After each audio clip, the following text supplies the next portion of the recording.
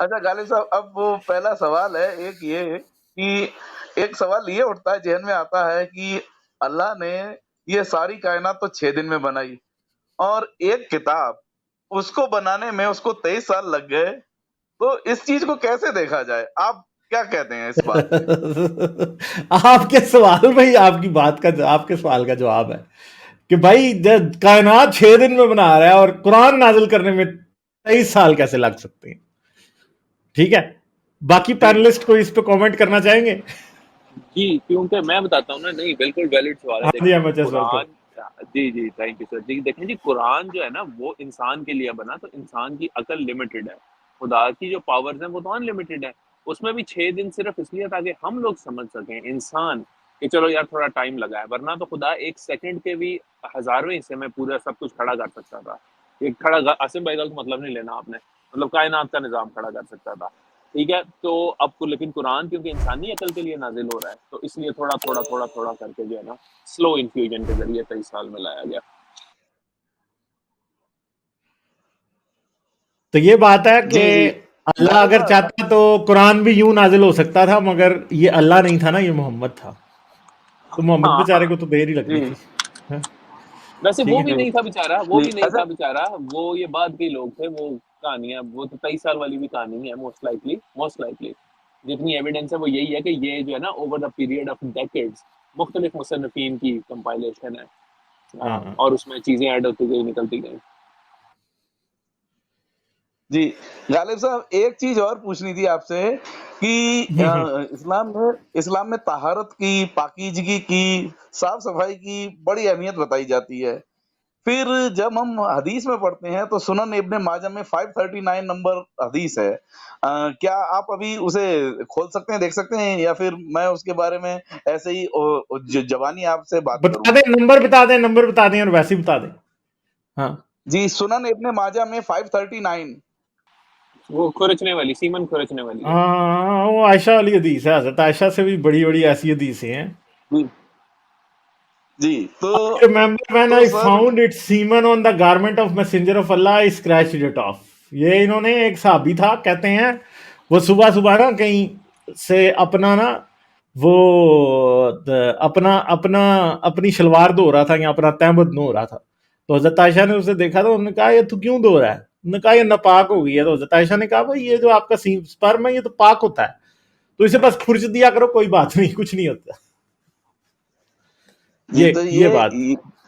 जी, तो क्या ये चीज़ जो है पाकीज़गी के कॉन्सेप्ट की न जनाज़ा नहीं निकाल देती, धज्जियाँ नहीं उड़ा देती? एक तरफ तो आप इतना ज़्यादा जो है चीज़ को यूँ लेते हैं कि आपका पायजामा इतना ऊँचा होना चाहिए, इतना नीचा होना चाहिए, निजास्त खफ़ीफ़ा, निजास्त गलीज़ा पे लंबे-लंबे आपको बयानात सुनने को मिलते हैं और दूसरी तरफ ये सब हो नहीं, रहा है। स्पर्म से बंदा नापाक नहीं होता, सेक्स करने से हो जाता है।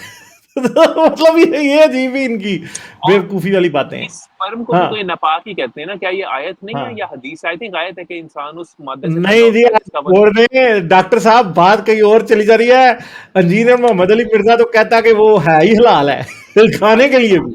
नहीं, माय गॉड। नहीं, देखो गालिब, तो इसमें जो मसला है वो ये है कि उसकी जो चौड़ाई है या लंबाई है, वो अगर ₹1 का जो सिक्का होता है बड़े वाला ना, जो किसी ज़माने में होता था, ₹5 का ठीपा अच्छा कर लो, अगर उससे ज़्यादा है तो फिर आपको वो धोना है। अगर लेकिन अच्छा। उससे कम किसकी है या उस लंबाई? जितने, यार वो दाग की लंबाई, ओ अच्छा चौड़ाई, अच्छा यार, ਤੁਸੀਂ उसकी ਕਿੱਥੇ डायमेंशंस, सोचਦੇ आप मैनू डॉक्टर साहब, डायमेंशंस ਤੁਸੀਂ हर वेले पुठियां यार मैं गल्लां मसला सोचते बता रहंदे रहा हो। हूँ, आप लोग मज़ाक में पड़ जाते हो।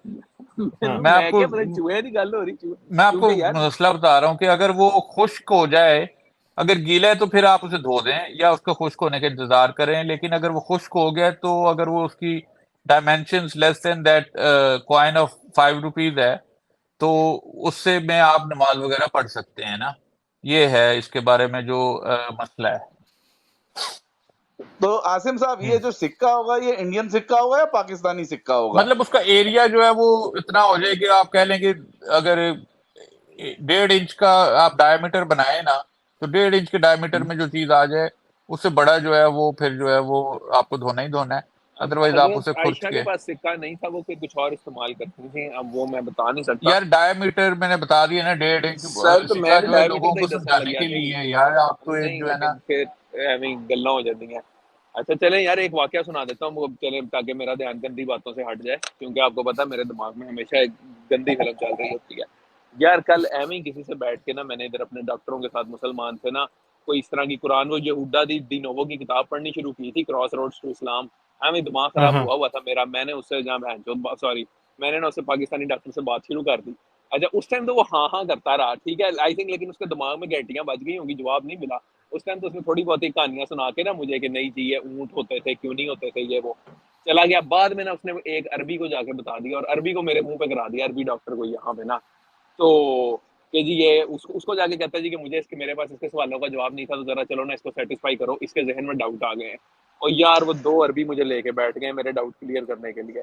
कैसा बताओ तुम्हारे क्या डाउट है? वो आधा घंटा मुझे उनको कन्विंस करने पे लगा कि भाई मेरे ज़हन में कोई डाउट नहीं, मैं तो ऐਵੇਂ ही जो है ना चवल मार रहा था।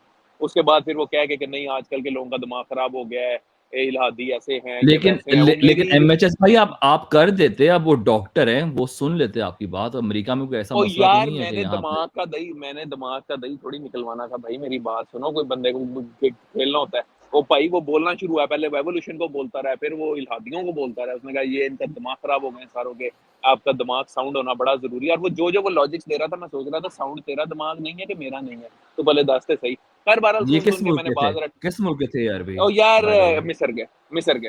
हाँ मिस्री ज्यादा पागल हैं, अरबी ओ को यार सऊदी वो, अरब और का होंदा ना, उन्हें नहीं होना चाहिए एडा पागल। उन्हें नहीं, और वो अग्रेसिव वाले जो पागल नहीं होते कि जो है ना नहीं वो। मिस्री तो बहुत पागल हैं, मिस्रियों का तो हालात बुरे हैं। यहाँ तो बहुत लिबरल होंगे, यहाँ इतने पागल होंगे कि बस छोड़ ही दें। हाँ, ये हाँ इनके दरमियान वाक़ई। और मुझे वो कहता जी कि ये ईमान बिल गैब, कहता देखो अब तुम मेरे पास, वो दिल का माहिर है, कहता तुम मेरे पास पेशेंट भेजते हो, मैं कहता हूँ मैं वो कर देता हूँ, तो ये तुम्हारा ब्लाइंड फेथ ही है ना? और मैंने कह दिया, मैंने कहा नहीं ये ब्लाइंड फेथ थोड़ी है, मुझे पता है अस्पताल ने आपकी डिग्री चेक करके ही आपको रखा होगा ना। तो लेकिन जब वो रसूल करीम कहते हैं वो, तो मैं फिर ब्लाइंड फेथ पे लेना पड़ता है। आई थिंक उसको भी फिर थोड़ा झटका लगा।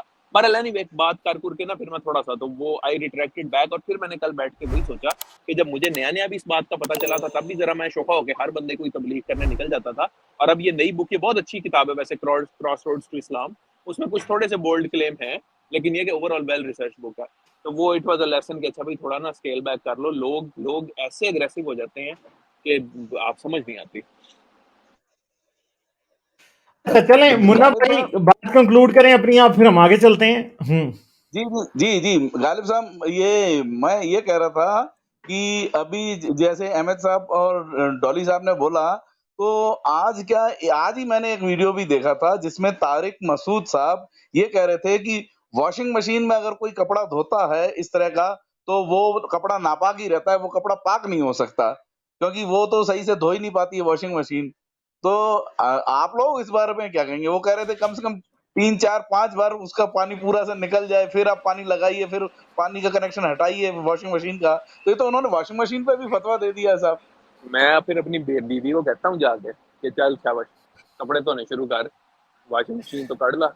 ਉਹਨੇ उसके ਤੁਹਾਨੂੰ बाद ਧੋ फिर ਦੇਣਾ, ਫਿਰ ਤੁਸੀਂ ਬਾਅਦ ਚ हाँ ਬਹਿ ਕੇ ਕਹਿਣਾ ਹੋਣਾ ਮੈਨੂੰ मापिया ਇੱਥੋਂ ਵੀ नाल ਧੋ हाँ ਦਿੱਤਾ ਤੇ ਇੱਥੋਂ ਵੀ ਧੋ ਦਿੱਤਾ ਤੇ ਇੱਥੋਂ ਵੀ, ਤੇ ਮੈਨੂੰ ਗੋਡੇ 'ਚ ਪੀੜ ਹੈ ਤੇ ਮੈਨੂੰ ਫਲਾਂ ਜਗ੍ਹਾ ਪੀੜ ਹੈ। भाई राजस्थान वाले भाई प्लीज ये बातें आम ना करना यार, हम मर्दों की बड़ी बुरी जिंदगी है अमेरिका में, ठीक है? मेरी उसको हाँ, थापा कहते हैं पंजाबी पहले में, मैं ये उर्दू में बर्तन धोने पे डॉक्टर साहब रो रहे होते हैं, फिर ये हाँ कपड़े धोने पे रो रहे होंगे। तो भाभी यार वो इन्होंने कपड़े धोने हैं, भाभी जी ने इनको फिर कपड़ों की तरह धोना है। हाँ फिर इन्होंने बस सूखने के लिए पड़े होना है कहीं ना कहीं कि अब मैं और सूख जा।